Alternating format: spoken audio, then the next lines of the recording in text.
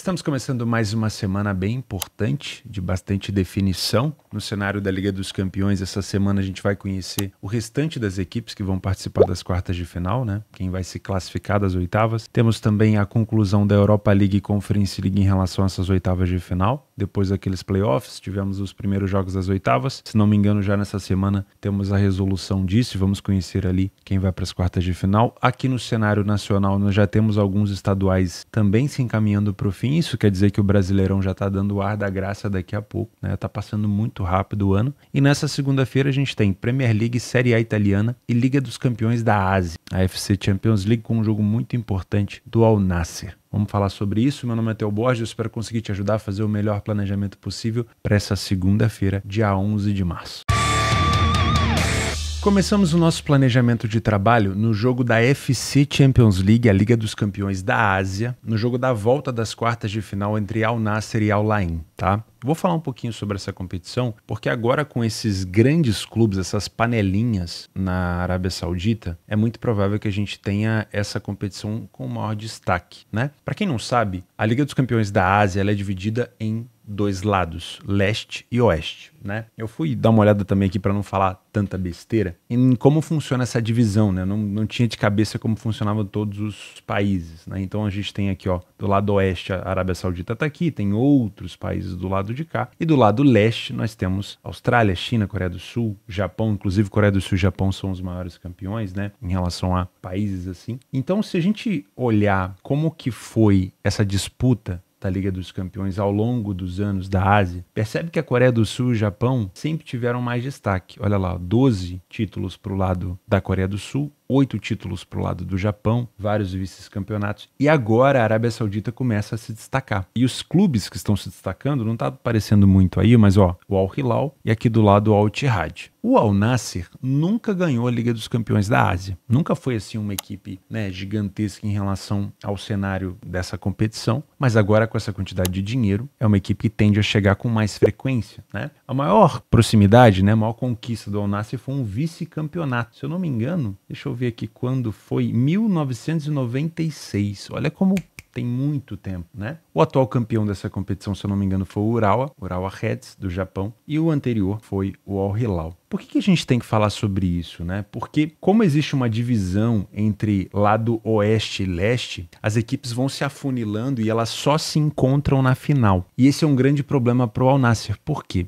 Além de estar enfrentando agora no jogo da volta uma equipe muito forte dos Emirados Árabes, que é o Al Ain, provavelmente, no caminho do Al Nassr vai ter o time de novo do Al Hilal do Jorge Jesus. Porque no jogo de ida, se eu não me engano, o Al Hilal já venceu o Al Ittihad por 3-1 ou 3-2, e é muito provável que se passar pelo Al Ain, a semifinal seja com o Al Hilal, que vem numa quebra de recorde de vitórias seguidas, né? Então, além de ser difícil passar pelo Al Ain, porque você já está numa desvantagem, né? E o Al Ain é um time muito chato fora de casa, você ainda tem um possível confronto com o seu maior rival, vamos dizer assim, né? Porque o Al Hilal é líder isolado do Campeonato Saudita, o Al Nassr não vai encostar, e é um clube que está vindo aí de recorde mundial de vitórias seguidas. Então a tarefa do Al Nassr aqui é muito complicada. E só então, depois que eles se enfrentarem, não sei se o Al Nassr vai passar, mas só então, depois dessa semifinal, é que o time do lado oeste vai encontrar na final um time do lado leste. Eu, sinceramente, acho muito legal esse estilo da competição da UFC. Você não tem essa muvuca de times se misturando nos sorteios. Primeiro eles se enfrentam ali com seus países próximos e depois eles vão se enfrentar somente na final. Acho muito legal. Inclusive, olha como é que tá a situação nas quartas de final nesse momento. O Jeonbuk está enfrentando o Ulsan Hyundai, no primeiro jogo 1-1. Então tem um jogo da volta ainda na casa do Ulsan. E na outra, o Shandong Taishan, antigo Shandong Luneng, perdeu para o Yokohama Marinos, do Japão, na sua casa por 2-1, e agora o Yokohama decide no Japão o jogo da volta.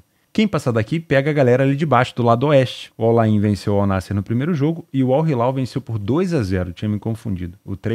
Acho que o 3-2 na Arábia Saudita, né? Na competição da Arábia Saudita mesmo, por 2-0. Então, na volta, na casa do Al Ittihad, o Al Ittihad vai ter que tentar reverter esse placar. E aqui vocês conseguem perceber que se o Al Nassr passar, ele primeiro vai enfrentar um time aqui do lado oeste para depois fazer uma final, se de fato passar, contra uma equipe do lado leste. Não está aparecendo aqui a cotação do Al Nassr, mas o mercado está muito confiante no Al Nassr. por conta do fator Cristiano Ronaldo e tudo mais. Eu não sei se o Talisca vai estar disponível para o jogo, porque estava lesionado. Não sei se ele foi poupado agora na derrota pro Al-Raed. Acho que foi o Al-Raed que o Al-Nassr enfrentou recentemente, não foi? Exatamente. O Al-Raed imputou ao Al-Nassr uma derrota. Não vou dizer aqui que foi uma derrota feia para o Al-Nassr, porque o foco do Al-Nassr está nesse jogo da volta contra o Al-Ain e não vai alcançar o Al-Hilal de jeito nenhum na Liga Saudita. Então, vou até fechar a quantidade de página aqui para não ficar travando o meu rosto. Então, sinceramente, é uma derrota que prejudica quem apostou, obviamente, no Al-Nassr, mas eu não acho que vai fazer diferença para o Al-Nassr em relação a campeonato. O foco do Al-Nassr é essa Liga dos Campeões da Ásia e esse jogo da volta contra o Al-Ain é muito perigoso. As cotações estão da seguinte maneira, eu fui ver em outros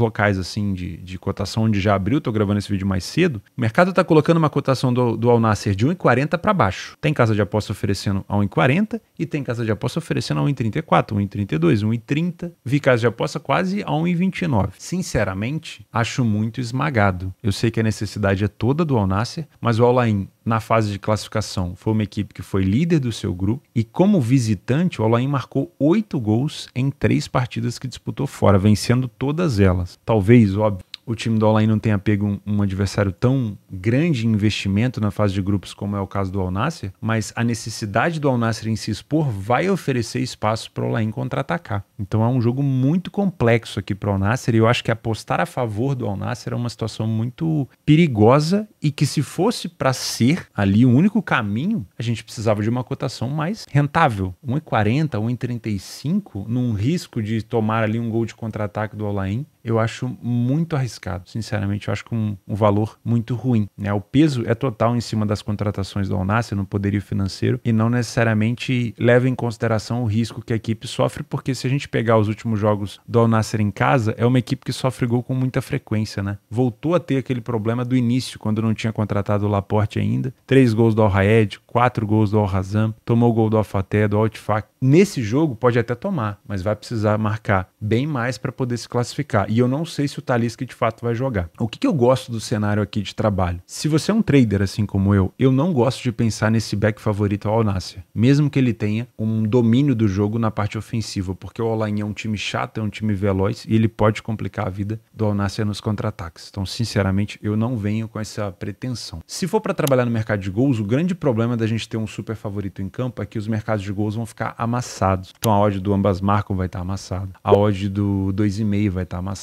O melhor dos mundos, o melhor cenário é que o jogo comece ruim, não tem como a gente discutir isso, que ele comece ruim, para que o mercado tome um choque de realidade, o mercado se ajuste, para depois a gente pensar nesse cenário de gols. Se fosse para trabalhar gols por aqui, quais são os cenários que eu iria procurar? Bom, enquanto o jogo tiver 1-0 pro Al-Ain, que é a classificação 180 minutos, não existe a necessidade do Al-Ain se expor tanto. Ele pode buscar um contra-ataque aqui ou ali, e o Al-Nassr também não precisa se desesperar, é apenas um gol para poder igualar a eliminatória. Então, nesse cenário de 0-0, não me agrada trabalhar no mercado de gols. Se o Al-Nassr sair na frente, que é o mais provável, porque ele joga em casa, a gente vai ter uma eliminatória igualada. Então, não necessariamente nesse cenário, o jogo tende a abrir. Então, o primeiro gol do Al-Nassr não necessariamente vai tornar o jogo mais aberto. O segundo gol do Al-Nassr já coloca o Al-Nassr na frente da eliminatória. Aí sim, a gente pode ter um comportamento do Al-Ain muito mais agressivo, de desespero, de desorganização partindo para cima. E nessa situação, a gente pode ter um jogo mais aberto. Então,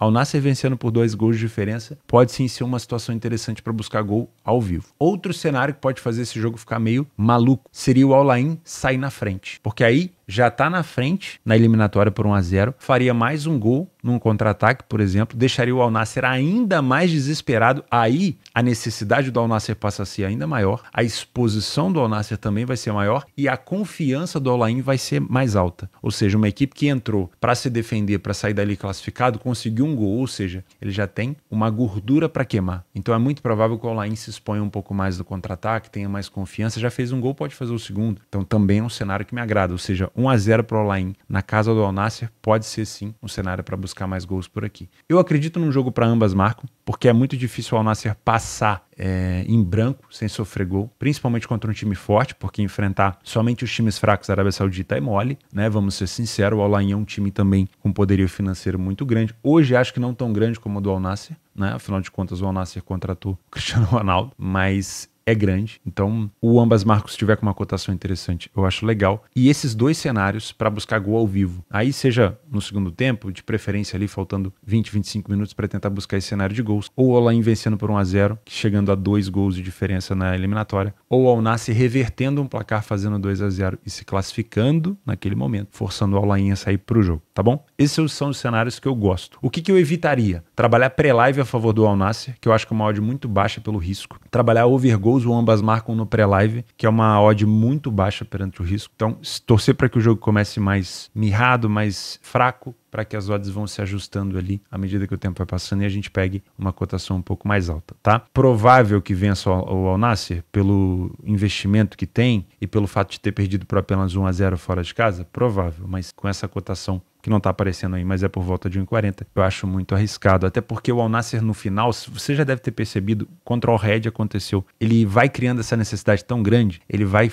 chuveirando tanto na área, ele vai perdendo tanto gol, que daqui a pouco ele cede um contra-ataque mortal e acaba se complicando. Então, sinceramente, a favor do Al-Nassr aqui, eu só iria se fosse uma situação de cotação bem mais alta que valesse bem mais a pena. 45 minutos depois, agora no cenário italiano, a Lazio enfrenta a Udinese. Antes da gente falar sobre esse jogo, vou pedir o seu like no vídeo porque eu vou esquecer no final e você também já não esquece aí. Se você puder deixar o like, ajuda bastante para o canal continuar crescendo, para o YouTube divulgar esse vídeo para novas pessoas. O vídeo de segunda-feira, o pessoal não tem tanto interesse, realmente é uma grade um pouco mais fraca, então você me ajuda muito. Se você não é inscrito no canal, fica o convite para você se inscrever. A Lazio enfrenta a Udinese logo depois de ter sido eliminada da Liga dos Campeões pelo Bayern de Munique lá na Alemanha e convenhamos, com todo o respeito à equipe da Lazio, foi um resultado normal, né? Vencer o Bayern de Munique na Itália que foi um resultado anormal, muito por conta da falha individual do Upamecano, né? Vamos ser sinceros, a gente sabia que numa eliminatória de 180 minutos, você tem uma condição muito maior do favorito passar. Quando é um jogo único, como foi o caso do jogo na Itália,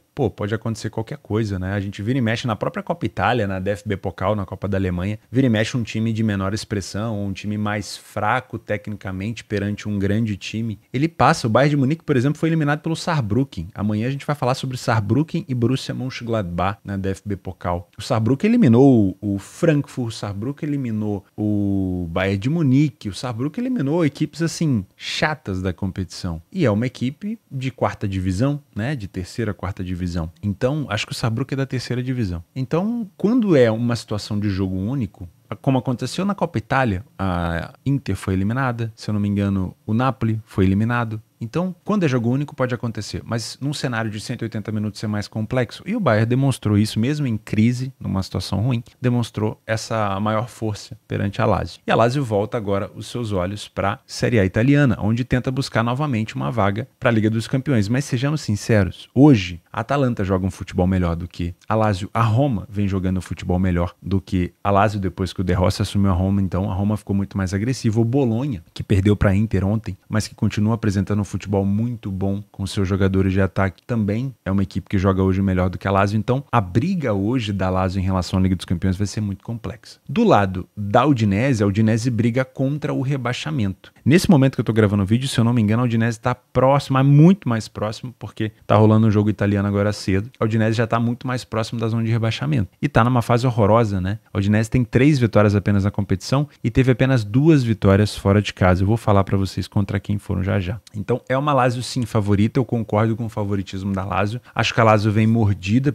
por essa eliminação contra o Bayern de Munique. Mesmo uma eliminação contra o Bayern não tendo a capacidade de te fazer ficar indignado, porque quando saiu no sorteio já era de se esperar, mas depois de ter sentido o gostinho vencendo o primeiro jogo, eu acho que a Lazio sim traz essa sensação de, enfim, de fazer alguém pagar o pato, ou seja, deixa eu descontar isso aqui na Udinese. Mas, enfim, não é uma Udinese assim tão frágil e também não é uma Lazio tão agressiva nessa temporada. Vamos utilizar o nosso PDF de apoio? Perceba como as cores da Lazio não passam tanta confiança. Do lado da Udinese a gente já sabe que a Udinese tem dificuldade. As 2 últimas vitórias fora de casa da Udinese foram contra Milan, essa vitória aqui, ó, e Juventus. É incrível pensar que as 2 únicas vitórias da Udinese na competição foram contra Milan e Juventus. Respectivamente, segundo, na verdade, terceiro e segundo colocado. Terceiro Milan, segundo a Juventus. Então, não dá para dizer aqui que a Udinese já não fez feitos inesperados. Já fez. Isso quer dizer que se você chegar no final desse jogo, quando o juiz apitar e a Udinese tiver vencido, você não vai poder falar assim, caramba, foi algo que eu não esperava. Porque já aconteceu. Já aconteceu da Udinese vencer grandes equipes, maiores e com mais qualidade do que a própria Lazio. Hoje a Juventus é melhor do que a Lazio, hoje o Milan é melhor do que a Lazio. O Milan foi agora na casa da Lazio e venceu por 1-0. Mas a expectativa é de que a Lazio consiga se sobressair dentro de casa. O problema é, nos últimos 3 jogos, a Lazio perdeu 2, empatou 1. Então não é uma super temporada da Lazio dentro de casa, né? A Lazio não tem tanta iniciativa, mas foi primeiro a marcar mais vezes do que a Udinese. Falhou em marcar praticamente na mesma quantidade da Udinese e o número de gols marcados da Lazio em casa é muito parecido com o da Udinese fora. E olha que a Udinese está a poucas colocações ali na tabela da zona de rebaixamento. Enquanto eu gravo esse vídeo, talvez ela esteja ali na beira da zona de rebaixamento. Isso quer dizer que a gente não necessariamente tem que só criticar a Udinese, mas criticar a Lazio, porque a Udinese já está vivendo uma fase ruim. Mas como que uma equipe da Lazio, que na temporada passada foi tão bem, que teve na Liga dos Campeões, consegue ter um ataque tão inefetivo em casa, comparado com uma equipe próxima da zona de rebaixamento? Então tem sim problemas a Lazio. É uma defesa mais sólida? Sim, uma defesa mais sólida. Tem tomado menos gols, bem menos aqui, do que a Udinese, mas ainda assim é um time que merece algumas críticas, né? A Lazio, por exemplo, assim como a Udinese, precisa de muita finalização para fazer um gol. Em torno de quase 9 finalizações para marcar, em quase 4,5 finalizações no gol para marcar um gol. Isso é devido, talvez, à ausência do Immobile em boa parte do início da temporada? Sim, porque ele teve lesão, já voltou, mas ainda assim, né? O primeiro tempo da Lazio não é superior ao da Udinese, tem mais gols marcados e menos gols sofridos, mas não tem tantas vitórias assim. Sinceramente, não consigo cravar aqui uma superioridade no primeiro tempo da Lazio, pelo menos em estatística. É uma equipe que perdeu pouco, mas não vence tanto. No segundo tempo, a Lazio melhora na parte ofensiva e continua tendo um número defensivo relativamente bom, porém, a Udinese melhora ofensivamente também. Então, sinceramente, fica muito parelho. Existem alguns campos aqui de superioridade da Lazio, mas não dá pra gente olhar e ter confiança. E é aqui que passa a nossa análise, né? Cria confiança ou não? Não, não cria. Nos gols marcados de cabeça, a Lazio não marca tanto de cabeça, nem sofre tanto. Do lado da Udinese, o time sofre bastante de cabeça, mas não marca tanto. E sofre bastante de fora da área. A gente já vai falar sobre esses remates, tá?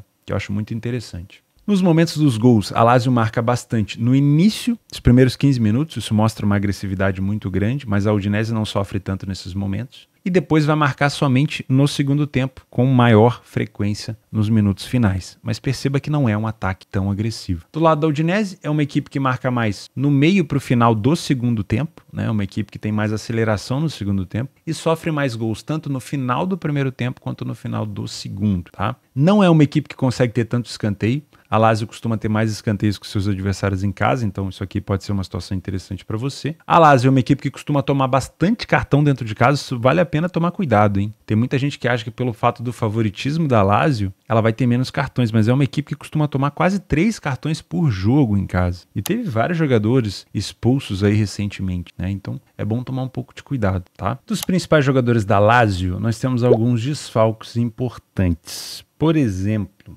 o Guendouzi, que tem 2 gols e 1 assistência. Talvez seja um dos jogadores mais participativos ali no meio-campo, na construção ofensiva da Lazio. Marusic, Adam Marusic, que também tomou um cartão vermelho, e Luca Pellegrini. Vamos dar uma olhada aqui, se a gente consegue encontrar. Aqui, ó. Adam Marusic é defensor, não teve tanta relevância. O Pellegrini, Luca Pellegrini, teve 1 gol. Então, o maior desfalque é o Guendouzi. Do lado da Udinese, se eu não me engano, temos aqui, ó, o zagueiro Wallace, brasileiro, que teve suspensão por cartão amarelo. E aqui, Festi Ebozelli, que teve cartão vermelho. Vamos ver se eles estão aqui, ó. O Wallace, zagueiro titular, teve 2 gols marcados, não sei se provavelmente em jogadas aéreas, né? Sempre um zagueiro titular desfalcando a equipe é uma coisa preocupante. O Ebozelli é defensor também, é titular, então pelo visto, pelo menos 2 homens titulares da zaga estão desfalcando a Udinese. A gente tem que levar isso aqui em consideração. Bom, sendo bem sincero, se você é um trader por aqui, eu trabalharia esse jogo somente no ao vivo, porque nós temos hoje uma Lazio bastante incompetente na parte ofensiva. Pode ser que esse jogo contra a Udinese, ele venha tirar todos esses problemas, né? Faça 8 gols na Udinese como fez o Bayern, mas não tem sido assim. A Udinese agora, com essa eliminação na Champions, eu acho que vai sentir bastante, porque olhando para cima, os seus concorrentes estão jogando melhor. Então o Udinese vai ter que correr contra o tempo para ver se ainda dá tempo de tentar beliscar alguma vaga. Pode ser que abra uma nova vaga ali para para a Série A italiana por conta do ranking da UEFA, mas ainda assim é muito difícil, porém tem que vencer os seus jogos, principalmente contra equipes debaixo da tabela. Mas de novo, eu não te aconselho a fazer nada pré-live por aqui. Acho que é um jogo para trabalhar ao vivo. Identifica principalmente esse desfalque dos zagueiros ou dos defensores titulares da Udinese, o quanto isso está causando de problema na equipe, se a Udinese está jogando muito mais recuada, se a Lazio está tendo confiança para atacar, antes de você tomar suas posições dentro do mercado. Se você é um punter por aqui, tudo indica que é um jogo mais under, mas a cotação de under já está muito esmagada, a gente tem um 3,5 aqui, próximo de 1,25, porque os últimos jogos entre eles tivemos 2-1, 1-0, 0-0, 1-1 e 1-0. Em contrapartida, a defesa da Lazio é boa, mas o ataque da Udinese não é tão bom. Então a gente tem um jogo com uma característica mais under. Então toma cuidado porque o mercado já espera isso. Então pode ser que a gente não tenha tanto valor explorar esse tipo de situação nem no pré-live, nem aproveitando correções de preço no live. Eu acredito que alguma coisa a favor da Lazio, seja no empate anula, pode ser interessante. E outra situação interessante, se você trabalha mercado de jogador, tem dois jogadores que me chamam a atenção aqui, principalmente contra uma defesa que tende a jogar um pouco mais compactada, tá? Ciro Immobile é um dos maiores finalizadores da Lazio. Além dele, o Luiz Alberto. Então acho que esses dois jogadores, se eles forem titular, ou se pelo menos um deles estiverem na titularidade, finalização no gol ou finalização no geral, eu não sei como é que vocês trabalham isso daí, pode ser interessante. A Udinese tende a buscar um empate, porque a Lazio é sim um time tecnicamente superior, já venceu equipes mais superiores que a Lazio, Juventus e Milan, como a gente já comentou, mas buscar um ponto fora de casa contra a Lazio é sim, para quem está buscando uma fuga do rebaixamento, um resultado importante, e esse jogo de compactação pode favorecer esse time mais fechado, forçando os jogadores a finalizarem mais de fora da área. O caso do Luiz Alberto e o Ciro Immobile pode ser uma opção, tá bom? Mas é um jogo muito complexo. Para mim, se fosse para trabalhar alguma coisa a favor da Lazio por aqui, seria com um empate anula, não numa vitória seca. E, de novo, se o juiz apitar o jogo e a gente vê a vitória da Udinese, a gente não pode falar assim, nossa, não estava esperando, porque já aconteceu, né? É um time que costuma surpreender a gente aí. Mas eu acredito que a Lazio mordida pode dar uma resposta interessante em casa. Não sei se é um jogo para gols. Tá? Não te indicaria trabalhar gols por aqui. Às 5 horas na Premier League, o Chelsea enfrenta o Newcastle com uma cotação muito parecida com a da Lazio, de 1,91. Sinceramente, eu tô achando essa cotação muito esmagada. Mas vamos tentar entender como chegam as duas equipes por aqui, né? O Chelsea vem de alguns jogos fora de casa, vem de alguns jogos de Copa, perdeu a final da Copa da Liga Inglesa na prorrogação para o Liverpool, depois se classificou na quinta fase da FA Cup contra o Leeds e empatou 2-2 contra o Brentford na Premier League fora de casa, né? Antes disso, tinha vencido o Crystal Palace na Premier League e tinha se classificado contra o Aston Villa na FA Cup. A última derrota para o Chelsea em casa foi justamente contra a equipe do Wolverhampton, um 4-2. Do lado do Newcastle, por mais que a gente veja aqui o Newcastle com várias vitórias fora de casa, isso aqui não são jogos, não todos eles, da Premier League. Então, tem muito jogo de Copa por aqui. Então, quando a gente olha para cá, para o PDF de apoio, a gente vai ver um Newcastle fora de casa com muita dificuldade. 2 vitórias em 8 jogos é pouco, é pobre para um time que estava na Liga dos Campeões. Mas a fase do Newcastle parece que já começou a melhorar. E eu acho que aquela reviravolta lá naquele jogo contra o City, mesmo ele tendo perdido, demonstrou o Newcastle um pouco mais com vontade, né? Demonstrou uma vontade maior e fez com que a equipe começasse a jogar um pouco mais de bola. Foi ele que imputou a equipe do Aston Villa, talvez uma das primeiras derrotas do Aston Villa na casa do Aston Villa, nessa vitória aqui por 3-1. Então, eu sinceramente consigo ver essa melhora da equipe do Newcastle, tá?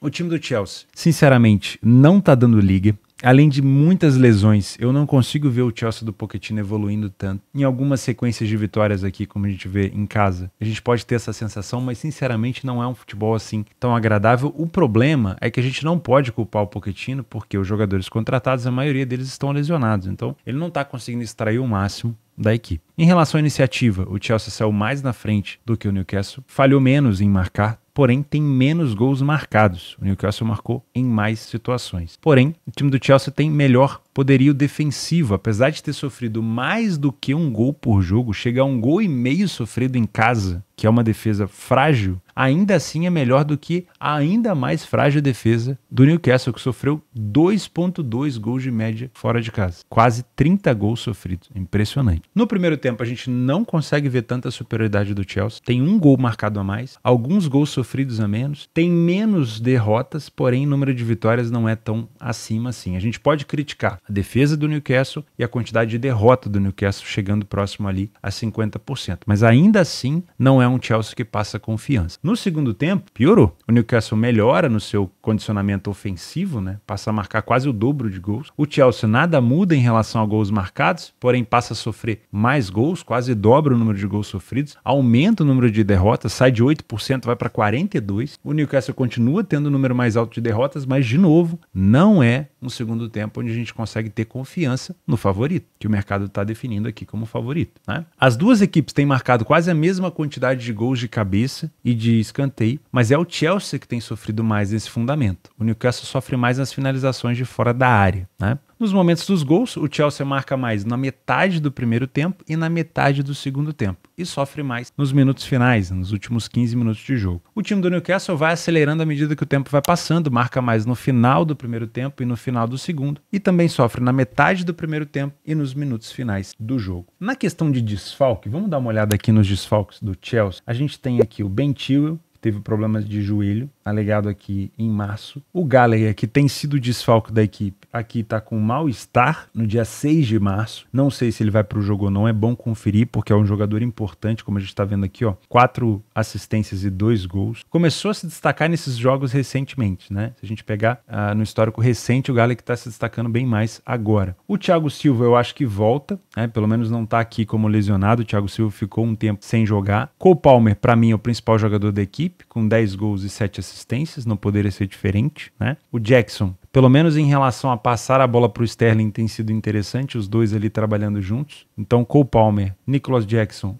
e Sterling no ataque tem dado um pouco de resultado. O problema tem sido essa lesão aqui, ou esse desfalque do Gallagher. Infelizmente, pelo que a gente está vendo aqui, o Nkunku continua lesionado. Vamos ver se o Ben Chilwell de fato vai jogar ou não. Do lado do Newcastle, nós temos aqui como possíveis lesões o Callum Wilson, que é um dos principais artilheiros da equipe, aqui embaixo, ó, com 7 gols marcados e uma assistência. Não sei se de fato vai estar lesionado. Esse aqui é sim uma grande lesão, o Trippier. O Trippier é responsável por uma das maiores margens de assistência do time. Na verdade é a maior, né? 10 assistências e 1 gol marcado. Se um lateral direito, né, um defensor direito, ele tem muita assistência, quer dizer que aqui ele é responsável pelos cruzamentos da equipe. E é um time muito forte de bola aérea. Então ele tem uma assertividade no cruzamento muito grande. Ele sabe como fazer. E se de fato confirmar aqui um desfalque, aí você dá uma olhada na hora que o jogo for começar, esse desfalque aqui do Trippier realmente é um desfalque muito importante para a equipe, tá? A gente pode dizer aqui que é um desfalque de nível médio para cima, que pode prejudicar sim a equipe. Além disso, principais jogadores, o Isaac, acredito que esteja tudo bem com ele, é o maior goleador da equipe. O Anthony Gordon também com 9 gols e 5 assistências, também é um jogador muito importante. E o Bruno Guimarães, que faz esse jogo girar. Tá faltando um cartão apenas para o Bruno Guimarães ser suspenso, né? Tem 9 cartões, então é bom tomar um pouco de cuidado com isso para a próxima partida, se ele tomar o amarelo. Mas é um jogador muito importante. Sinceramente, eu não consegui perceber no Chelsea uma confiança tão grande para colocar essa cotação de 1,91. E nesse caso, eu tô vendo muito mais valor do lado do Newcastle do que do Chelsea. Não para você apostar seco no Newcastle, mas talvez algum tipo de handicap, né? A linha de handicap para esse jogo tá no menos 0,5 do Chelsea e no mais 0,5 do Newcastle. Isso quer dizer que a linha do Newcastle é de dupla chance, né? O 0,5 a favor do Newcastle é de dupla chance, ou seja, tá pagando em torno de 1,95, 1,92 para dupla chance do Newcastle.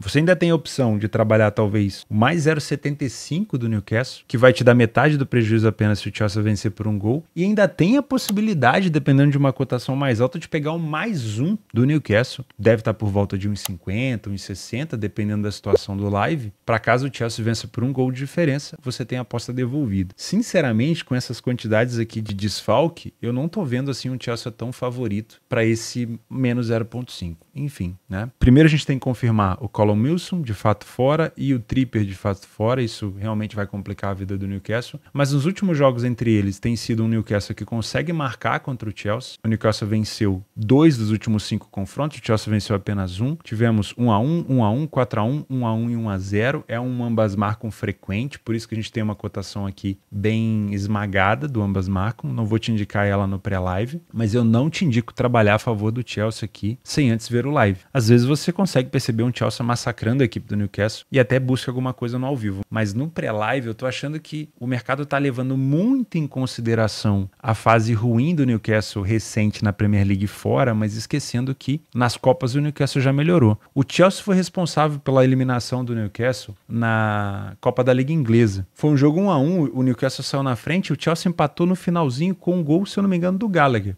que é o possível desfalque no jogo de hoje. E aí nos pênaltis o Chelsea passou, o Chelsea chegou na final e perdeu para o Liverpool. Mas o Newcastle tá indo bem, vamos dizer assim, na FA Cup, né? Já passou ali para as fases, se eu não me engano, de quartas de final, oitavas de final. Enfim, o Newcastle melhorou nesses últimos jogos. E eu acho que o Chelsea, se é um favorito aqui, pode acabar se complicando. Bom tomar um pouco de cuidado. Se você é um trader, acho que você pode trabalhar aqui com correção de preço, mas tomar muito cuidado porque o Newcastle tem sido muito veloz nas transições e se o Chelsea quiser se expor aqui, ele pode tomar gol de contra-ataque. Eu acho que é jogo para gols, tá? Eu não puxaria muito a corda num cenário muito esticado, mas pelo menos para 2 ou 3 gols pode ser interessante. E não duvido do ambas marcam. O problema aqui tem sido a cotação. Se fosse para apostar em algo ou não, eu apostaria a favor do Chelsea no pré-live, tá? Eu acho que no pré-live o valor tá no Newcastle, pagando dupla chance pro Newcastle. Mas, às vezes, ao longo do jogo, o Chelsea, né, com o retorno de Thiago Silva e com a ausência do Wilson e do Trippier, o Chelsea pode se sobressair. Eu trabalharia pensando em gols, tá? É um Chelsea que vem sofrendo com frequência dentro de casa, sofreu 2 agora fora de casa contra a equipe do Brentford, sofreu contra a equipe do Leeds, sofreu contra a equipe do Crystal Palace, sofreu 4 contra o Wolverhampton e a equipe do Newcastle também não passa batido nisso, sofreu contra o Blackburn, contra o Arsenal, contra o Forest, contra o Aston Villa. É uma equipe que também tem cedido oportunidades. Esse 2,5, se fosse uma cotação mais alta, e esse ambas marcam também com uma cotação mais alta, não é de todo mal. Nas opções de jogos extras para essa segunda-feira, nós temos o Beşiktaş na Turquia enfrentando o Gaziantep, que não é um adversário fácil, não está tão bem colocado assim, mas costuma vender caro aqui as suas derrotas. O Hapoel Haifa enfrenta o Hapoel Beersheva, na verdade o Beersheva que visita o Hapoel Haifa. O Beersheva nesse momento ocupa aqui a 3ª colocação no campeonato. É um confronto direto, entre aspas. Dificilmente o Beersheva vai chegar para disputar liderança contra o Tel Aviv e contra o Maccabi Haifa. Temos também o Almeria contra o Sevilha. O Almeria em fase horrorosa, caminhando ali para a 2ª divisão. Ainda não conseguiu vencer. É uma oportunidade para o Sevilha tentar buscar mais uma vitória e se afastar ainda mais da zona de rebaixamento? É, né? Qualquer coisa ali num dupla chance do Sevilha pode ser interessante. Mas tomar um pouco de cuidado, né? Será que o Sevilha, essa temporada, é a equipe que te passa confiança como já foi antigamente? Não é.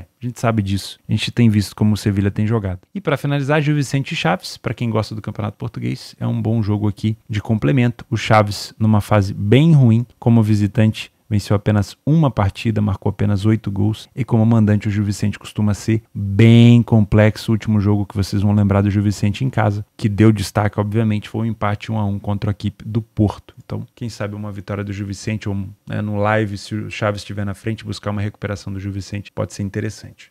Muito obrigado pela sua companhia, pela sua audiência. Prepara, porque essa semana é uma semana complexa, com Champions, com Conference, com Europa League, e a gente se vê amanhã. Um abraço.